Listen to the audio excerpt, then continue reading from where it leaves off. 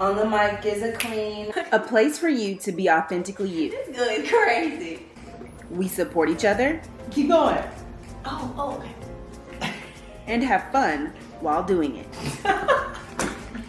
Most importantly, we encourage one another to keep going. Okay, come on. 1, 2, 3, get it together. You're listening to the Authentically Natural podcast, where we discuss controversial issues to bring one another together. We are your hosts, Kasey Freeman and Jasmine Philyaw. Hey everyone, and welcome to another episode of Authentically Natural podcast.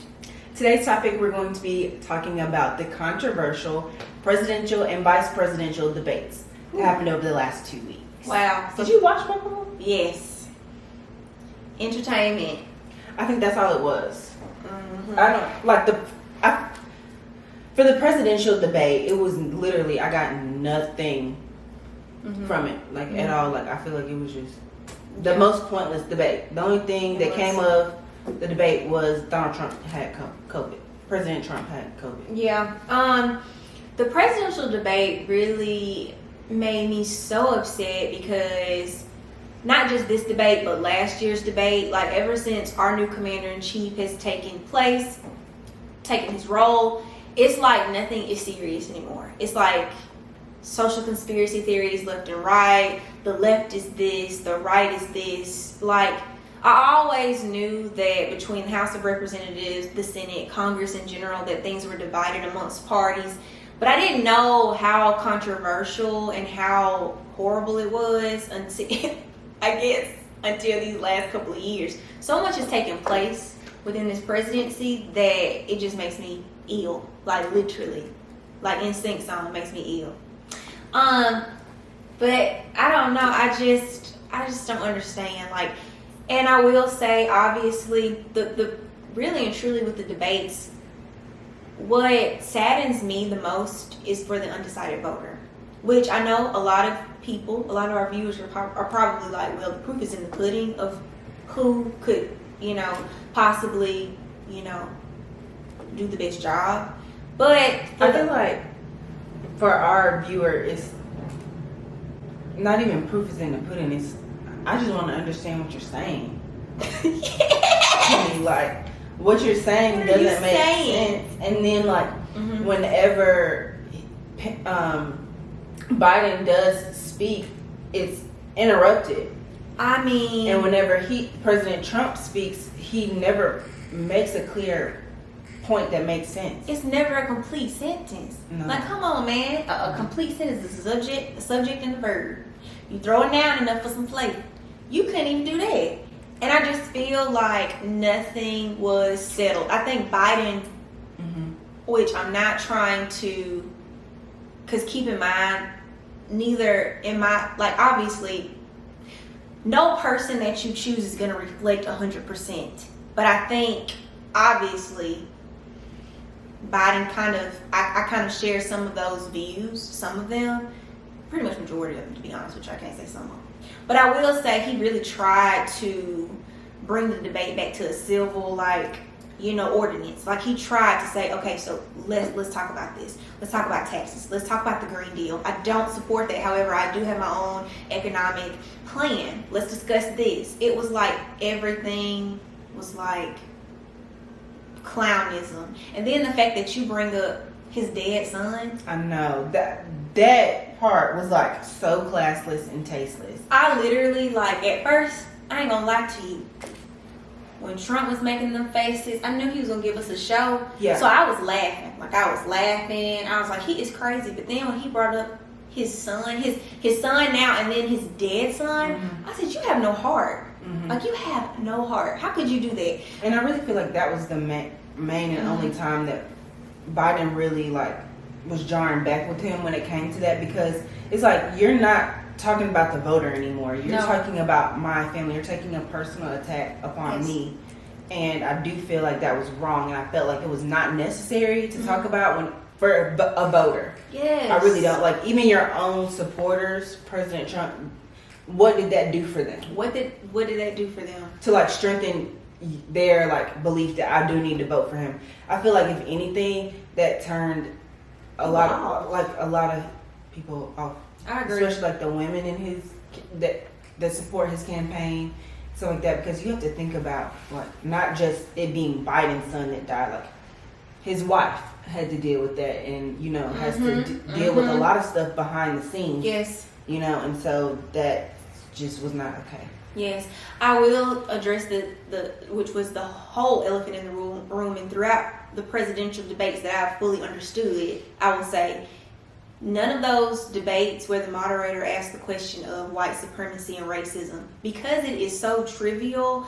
We experienced that within the Obama administration, obviously, but it was never to a point where you have to legit corner the president and saying, I denounce white supremacy. Yeah. That says a lot about your campaign and your administration. Yeah. And I hate to say it. I hate if I offend you or, shake the table on you a little bit. But that says a lot about you if you vote for that. Yeah. But also on top of not only did he have to have the question asked to him, but the fact that he never even said it. That was the only time during the whole debate, the whole 90-minute debate, that he was actually silent. Yes. Literally. Proud Boys, stand by. Yep. Stand still. I was just over it. Like, that is, Proud Boys is a well-known terrorist group. Y'all talk about Black Lives Matter being a terrorist group? No, honey. Proud Boys is. Research them and see what they have done to people of color specifically. Research it. He didn't even acknowledge that. He couldn't denounce it. You want to know why? Because those are mainly his supporters. But then I think the only reason why he would still keep that base is just because they're so secretive anyway. Like, no one just goes around and say, "Oh, I'm a member of Proud Boys." I get it. Which so they can still go and vote for him because But it's like a lot of people. If you're not a part of white supremacy or you're not voted for Trump for that reason, like I know a lot of people who vote for him simply because of his economic plan and what they think that he can do for their finances at home. And so if you're not directly voting for him for that reason, that makes you questionable. That does make you questionable. But I will say, if you're not making over $125,000, his economic plan does not pertain to you. Right. Just be honest. But $125,000 really isn't a lot of money. Yeah, you're right, but to me it is. I said you're right. See, that was I don't know what that was, but that was a lie. Just lie. That's a lot of money to me, y'all. But I get what Kasey's saying. I mean, with but taxes average and stuff person, like that, there are plenty of people who do make that much money.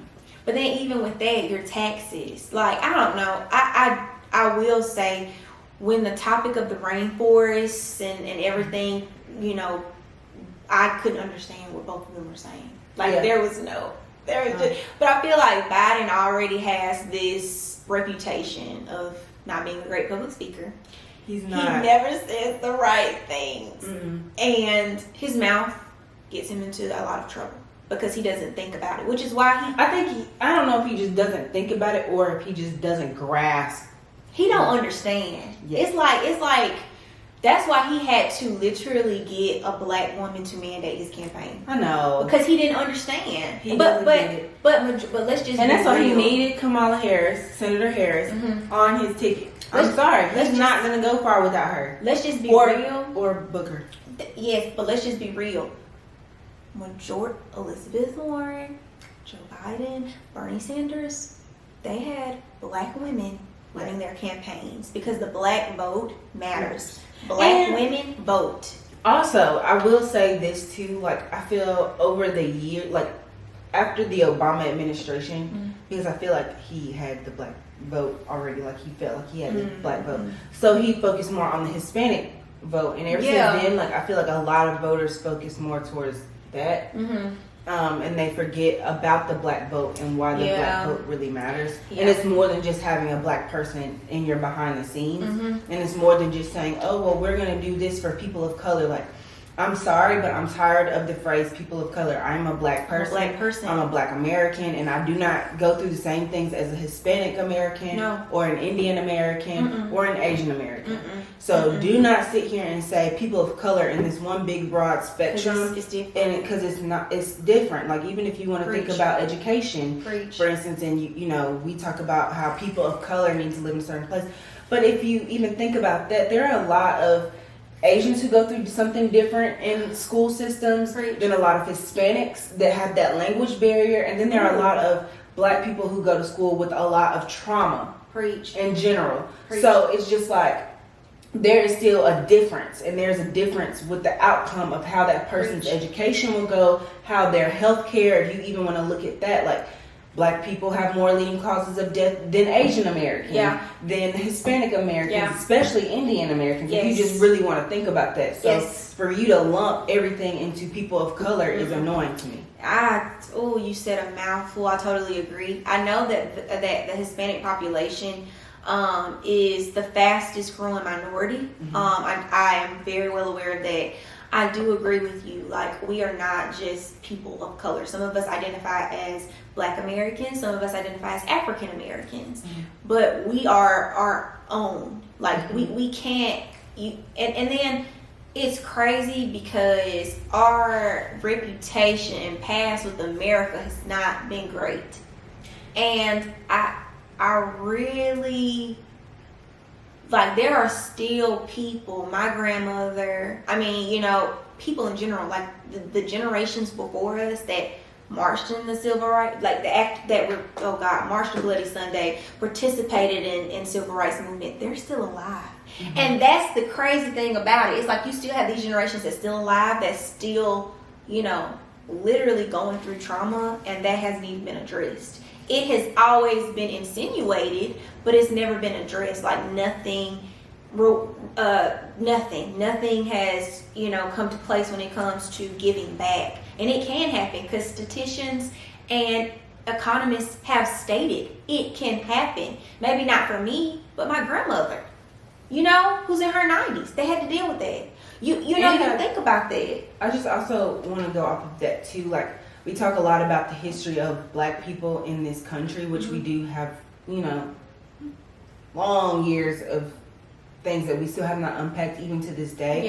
But then you think about a lot of the other people of color who their struggle with America does not go back as deep as ours. No. You know what I mean? And so, of course, like, yes, Hispanics are, you know, definitely marginalized and put down, and, you know, I get that. But they were not brought here against their will to then be put down.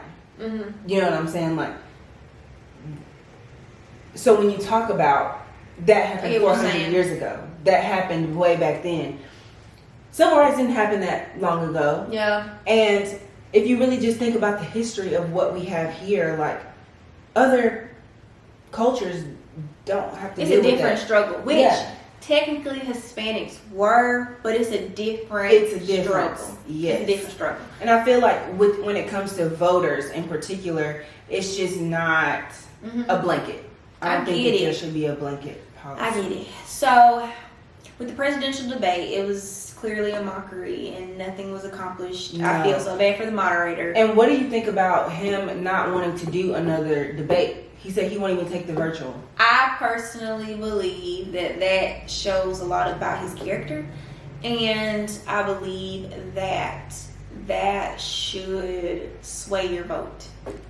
I feel like the reason why he doesn't want to do another debate is because he won't be able to act the same way. You can't do that twice. You cannot do that twice. You know what I'm saying? So it's just and he has to answer for COVID. That was a huge thing, and he doesn't want to talk about that, I'm sure. He doesn't want to talk about the white supremacy thing that has had some backlash. Economic plan, the stimulus plan, even the second round of stimulus checks, he said that he put a halt on that. And he even said the position that's vacant right now, he said that we're not going to fill that until after we win the election. That's what he said. it's just a lot. He has to answer for the Supreme Court justice. He's got to answer to just in general everything, like Kasey just said, COVID, all of that. So it's going to be a lot. And I know some people brought up the point of the moderator maybe picking on him. I don't think so. The moderator was pretty objective, but because he asked Biden things that were questionable. But I think if we just want to be real, it's so much that Trump has said within the span of time that needs to be addressed. But also, like, his behavior that the moderator had to... There are rules that you agree with. You know what I mean? Like, and you agree to the terms of the debate. And so when you don't do that, then the moderator is supposed to keep you on track and on target and in your rules and on your time limit. And when you're not doing that, then what else is he supposed to do? Let me tell you. So one of my good friends that stays at the apartment complex I stay at, she's from Poland, and she said it's just so fascinating coming from here, like from there to here, because everyone's fascinated with y'all and what y'all have going on. She said, and literally it's disgusting. Yeah. She said he's not looked at as this. No. He's looked at as something different. Yeah. And I want people to be mindful of that. Like, I'm not saying Obama was perfect, but what I'm saying is the Obama administration did leave a successful economy. The reason the economy is where it is now is because of that. Yeah, and I hate it when the president after says, since I've taken office, and it's like, but that doesn't mean that your policy did anything. Thank you. We won't see what you've done 3 to 4 years from now. So, but we've already seen what you've done. Just like Kamala Harris said, if you have a pre-existing condition, or if you're 26, after 26, you're not going to be on your parents' like, they're going to cut off that. Cut all of that. That's going to be an additional for your parents, or to pay for, or just in general, if you have a pre-existing condition. What health care? Obamacare was geared towards people to have health care. That's all it is. Lower income people could have health care. The middle class people could have health care. But just equivalent to people that are on a higher income base. And I feel like Affordable Care Act. a lot of people are, I feel like a lot of his voters vote for him because they want the life that he thinks that he has. It's a facade. And I'm not talking about what he's promising in his campaign, but I'm talking about the fact that he's Donald Trump. I agree. He owns businesses already, and he's helping other business owners. Like big business, right? And these little people are like, I want that. Yeah. You know, I want this. But Trump didn't do that for them. No. You know what I'm saying? And for you to want this and want something that he's saying, oh, look at this, look at that, I'm flashy. Like, you have to remember that he's still an entertainer. He's a reality star. And so he's good at putting up a facade. And that's what people are voting for, the facade. Oh, I agree. Let's switch gears to the VP presidential debate. A lot of people have presidential debate. Sorry, the vice president. I'm sorry, the vice president debate. So sorry. First and foremost, I just gotta say, and this is just my opinion, this has nothing to do with her being a black woman. This has nothing to do with her being a part, because I know some people try to play me and try to say that you like her because she's a part of your sorority. Nah, that ain't it. Right. I don't care what she was in the Divine Nine. I don't care if she was not in the Divine Nine. I did agree with policies. Education policy, not so much maybe, but majority of what she stood for as a whole, and doing extensive research on her, what she's done as a DA towards a senator, it's only 2 black women in the Senate. What she's voted on, what she's done, I like her. I support her. You have your opinions, I have mine. But anyway, she did a good job. Now, I know a lot of people be like, she could have came harder. I don't think she had to, though. That's what I'm saying. I don't think she had to, but not just that. I want my listeners, viewers, our listeners and viewers who are not minority to understand that unfortunately we have to battle obstacles and stereotypes every day. So I think it's wise or in your best interest to not say what someone of color should be doing, in a sense, when you're on a stage or in a situation like that. But I think it's just because they don't understand the fact that it is more than just coming up as a president. Like, you have to seem Yeah. firm, but not too firm because you're a black woman. Yes. And that's not even just for Senator Harris. That's for me and you. Like, we do that every single day, where we have to stand our ground, but don't be a bitch, but stand your ground. Yes. What I will say is, Pence, I will say that but the debate still kind of was I hate saying train wreck, but it kind of was because it was like a slow motion. Yeah, train because wreck. Pence was very rude. And he never answered a question. White male privilege. There, I said it. Okay. White male privilege. When you have the audacity to say and continue to talk and don't care. But I don't feel like that's male privilege in that sense. I feel like he was following President Trump's lead. I get it, but that's still a form of white male privilege. Okay. But I get that. I don't think that. I get that. Yeah. I think Because he it was was just like, let doing me follow what what Trump did. Yeah, because if I'm the sensible one, then that means that I am competing for the presidential spot. I get what you're saying. You have to say, like, he has to still know his own lane. That's He's the true. vice president. That's so true. And so if you're not following what the president is doing, then you're trying to outshine him. Because then people will be like, well, at least Pence can handle himself in a debate and Trump can't. You know what I mean? So he had to. I'm not saying that. You're not saying that it's more facets to it. Yes. It's yes. multifaceted. And I'm not saying that he You're did right. well on the debate. But I do feel like he could have answered those questions. He did. And because Deflected. President Trump did not answer a question, He felt like he could didn't not need to. answer a question. Yeah. I totally agree. I think they both exemplify white male privilege to the core, because it's like, how can you like, the moderator is telling you, few minutes, let's wrap it up, you're still talking or interrupting her, which she didn't even the only time she interrupted him was when he came for her resume. That's right. Ooh, baby, she was hot. She was. That's something that you don't come. For me, unless I sing for you. Please don't. Because when I come, I'm going to come hard. I think that that's more arrogance than anything. Oh, because yeah. like, even if you think about, like, Joe, for instance, Ooh. he does have white male. Every white man yes. has white male Yes. privilege, which is why they hire black women to be on their campaign to give them some perspective. Let's just be clear. You know what I'm saying? I'm trying to tell you, continue to talk. And which is also why he needs Senator Harris on his ticket To do. because otherwise he is oblivious So oblivious. to everything that's going on. And it's one of thing someone- George Prue does. He oblivious. He oblivious. About everything. Yeah. So, he needs that. He needs that perspective because otherwise he would sound like a more educated Trump. I get it. Oh, I get it. But not in a like policy way, like I just want to be clear. No, like in like that way of like talking and saying what you've done and what you've accomplished, which Biden has done a lot. Which I know, of course, the Crime Bill Act has definitely, I do encourage y'all to read it. Like, Google it, read it. It's long, just read it.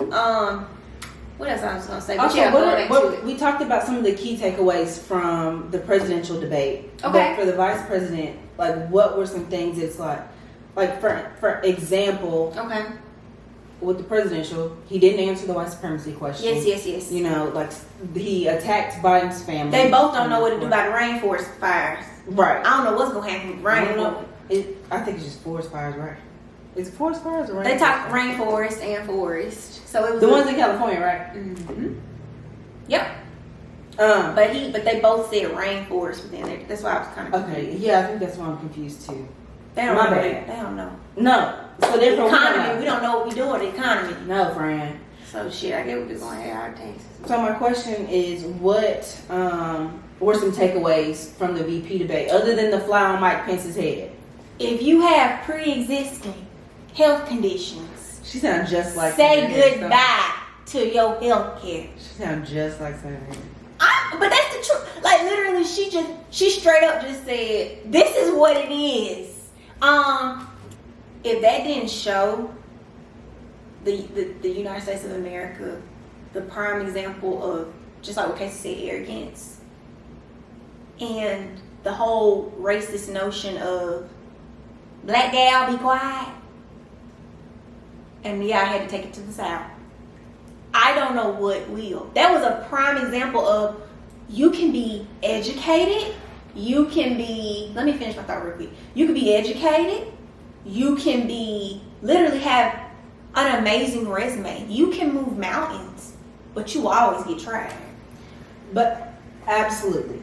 I just want to say this. Going off of your point that you're making, I also want to add that Senator Harris did, by Pence stating what he said about her, it gave her an opportunity to clear up all of the rumors for black people that they were bringing for her. So it really was like everything. I feel like she definitely won that, but more so I feel like it was the enemy giving her a leg up. Oh yeah. Like, it was literally God using the enemy as your footstool, because I don't think that the moderator had planned on asking her about that particular, subject or topic.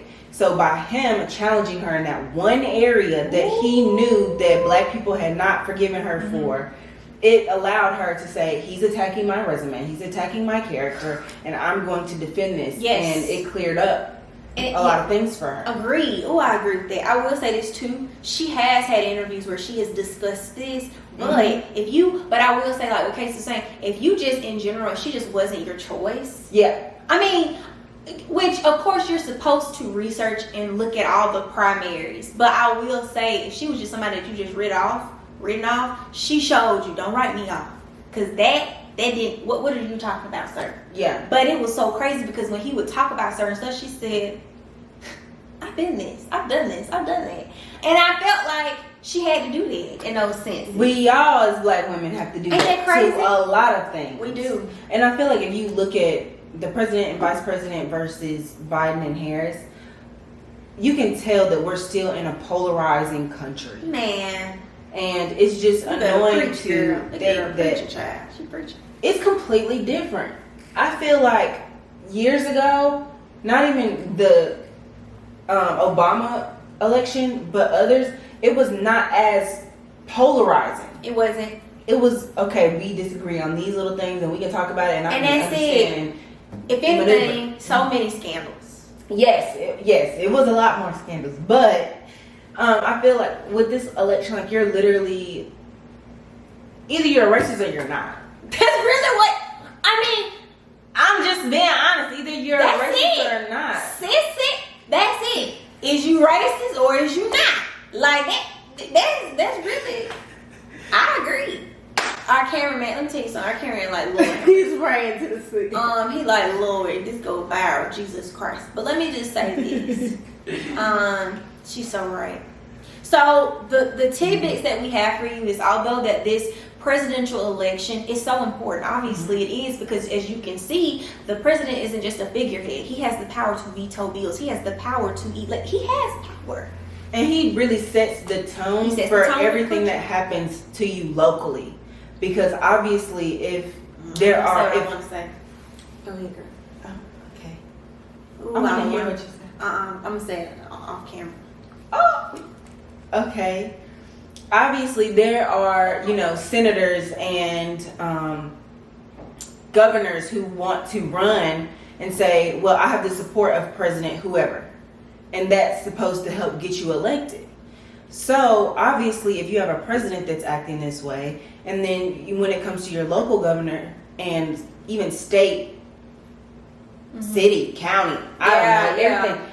They're like looking at, yes, it all trickles down. Superintendent. It all trickles down. I agree. So the point is, if they see what's winning and what's gonna get you votes, they want to follow the winner. Go ahead. I agree. Like, and I'm so glad you even broke it down to even county. Like, vote superintendents, vote for your mayors. Your local, do what you can for where you live, even if it's a runoff election. Do it. If you move to a new city, learn your mayor's, like literally, just exactly. Learn who is representing you and vote. I can't stand when people, on Facebook, Instagram, well, we as black people, no. You want to know what? You need to go vote, because you have people that are still alive that went through horrific, traumatic experiences just so you can vote. And literally go to the store. Not even just black people, women as well, white women. I have two real quick and points to make. I want to say this, and Hillary Clinton, political commentators have put Hillary Clinton very well. She is a great person at supporting someone else. She does not do good on her own. Mm-mm. She's not her best ally. Mm-mm. But for someone else, she really rallies around, because she said it best. She said, you can win the popular vote and still lose. Clearly. I did it. That's exactly what she said. Mm-hmm. You know what I mean? So it's not just about getting the numbers out there. It's about, going out there and continuously getting it. I can't remember my other point. Well, that was some good points. And we hope that what we shared with you today really helps you and persuades you to do more. And we want to definitely encourage you to go out there and vote. And if you want to go and tag us with your I voted sticker on Instagram, Twitter, Facebook, and our groups, be sure to do that. And also don't forget to subscribe to our podcast on however you're listening now. And be sure to give us a big thumbs up. And be sure to comment so that everyone can see this amazing content. Thanks.